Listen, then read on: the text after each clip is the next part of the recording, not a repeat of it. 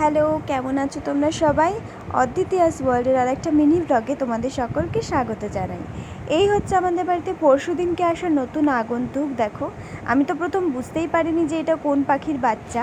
আমি আমাদের বারান্দায় ওটাকে নতুন পেয়েছি আর কি।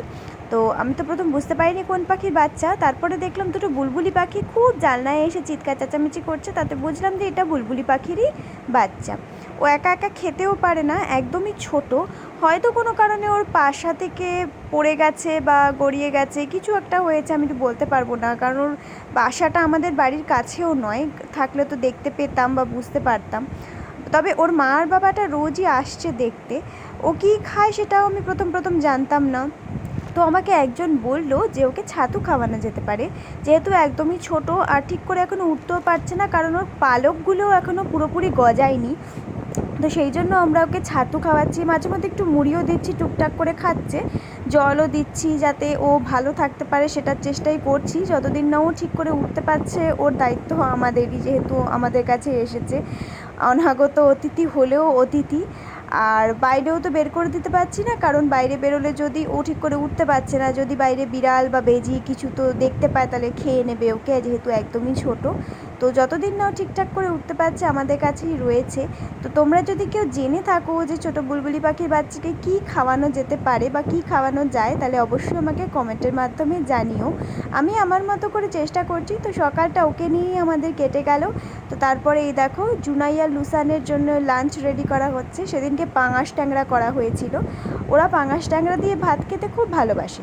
পাঙাশ ট্যাংরা মাছ বা পাঙাশ ট্যাংরা ডিম যদি থাকে, তাহলে ওরা যে পরিমাণ ভাত খায় তার থেকে একটু বেশিই খায় বলা যেতে পারে, কারণ ওরা পাঙাশ ট্যাংরা দিয়ে খেতে ভীষণই ভালোবাসে দুজনই। আর সেদিনকে সারাটা দিন ধরে বৃষ্টি পড়ছে। দেখো, আমার না এত বৃষ্টি ভালো লাগে না, জানো তো, চারিদিকে কাদা জল জমে যায়, আমার মোটে ভালো লাগে না এত বৃষ্টি, কিন্তু কিছু করার নেই, এটা যেহেতু আষাঢ় মাস, বৃষ্টির মাস, তাই জন্য অনবরতই বৃষ্টি হয়ে যাচ্ছে। আর বৃষ্টির কারণে ওদেরকেও আমি একটু বাইরে বের করতে পারছি না। এই দেখো, লাঞ্চ হয়ে গেছে, ব্যাস এবার মহারানীর একটানা ঘুম চলবে। মোটামুটি আধা ঘন্টার মতো তো ঘুমাই খাওয়ার পরে, তারপরে আবার উঠে একটু খেলু করে, যেমন মাম্পু একটানা ঘুমায়, ও এতটা একটানা ঘুমায় না, তবে ঘুমায় খাওয়ার পরে। তারপরে এই যে দেখো, আমি আমার মায়ের পুজো দিলাম, বাকি ঠাকুরদের পুজো দিলাম, দিয়ে লাঞ্চ করতে বসে গেলাম। সেদিন লাঞ্চে ছিল পেঁয়াজ দিয়ে ডাল, লাউ শাক আর ডিম আর চানাচুর। আমি কিন্তু চানাচুর দিয়ে ভাত খাই, এটা অদ্ভুত মনে হলো, বাট আমি খাই, আমি ভীষণ ভালোবাসি।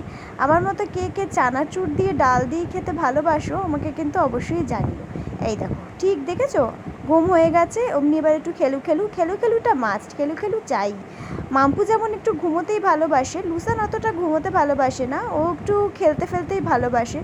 হ্যাঁ, আর ও যেহেতু একটু বেশি ছোট মাম্পুর থেকে, তাই খেলাটা একটু চলেই ওর। তো আজকে এইটুকুনি ছিল, টাটা।